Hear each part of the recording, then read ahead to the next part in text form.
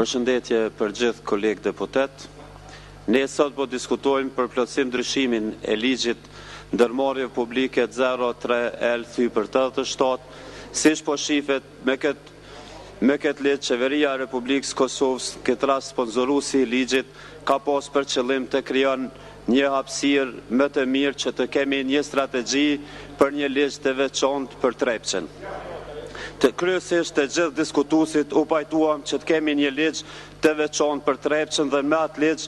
të angazhohem me gjitha kapacitetet dhe ekspertet që i ka edhe kuvendi, edhe qeveria, edhe ekspertet e vendit që të kemi një ligj sa më të mirë për Trepçën. Ku me një ligj të veçantë për Trepçën i mundësohet kombinati Trepça të aktivizoj gjitha asetet në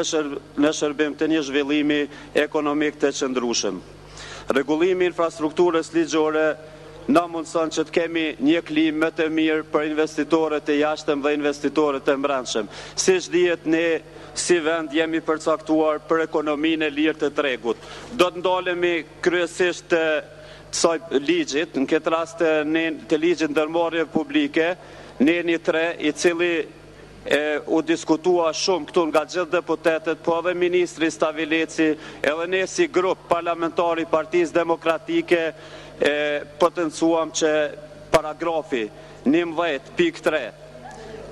të ndryshohet apo të reformulohet kur kemi të bëjmë të regjistrimin ndërmarrje publike bëhet me marrëveshje me komunat në territorin të cilat gjendet ndërmarrja. Kjo duhet të heket, ne e dim që sa i përket ligjit ndërmarrje publike ka pas një plotësim ndryshim edhe legislatura kalume. Unë si deputet konsideroj që ka nevojë për ndryshim edhe me tutje të këtij ligjit, por kur e dim qëllimi i aksionarit kësaj here ka qenë që t'i hapëm një hapësirë kryesisht për Trepçën, andaj punalem këtu dhe konsideroj edhe unë si deputet kjo pikë duhet të heket, sepse është edhe ndesh bjen kundërshtim me Kushtetutën e Republikës Kosovës, siç dihet në cilat ndërmarrje ka drejt komuna të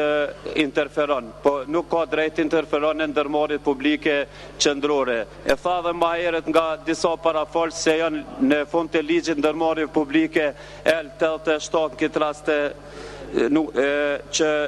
dallimi i ndërmarrje publike, listimi në ndërmarrje qendrore dhe ndërmarrje lokale, të ndërmarrje qendrore nuk ka asnjë kompetencë komuna. Andaj unë konsideroj që duhet të riformulohet ndryshi, sa i përket krijimit ndërmarrjeve qendrore, mos t'i krijohet asnjë hapësirë